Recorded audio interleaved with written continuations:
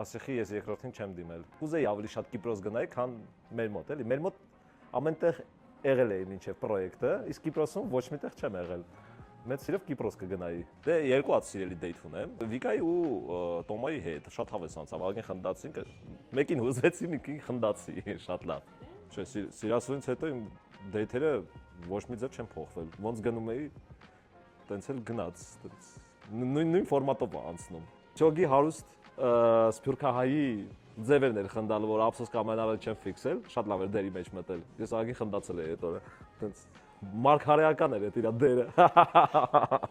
Իմ կյանքը չի փոխվել երևի։ Մեկ-մեկ դրսում են տենում ճանաչում, բայց դե տենց որ ասեմ ինչ-որ կարդինալ փոփոխություններ ա եղել իմ կյանքում սիրասունից հետո կստեմ։ Պլանավորեք ձեր ստրատեգիան ու տակտիկան շոուի համար, շատ կարևոր է այդ։ Անկեղծությունը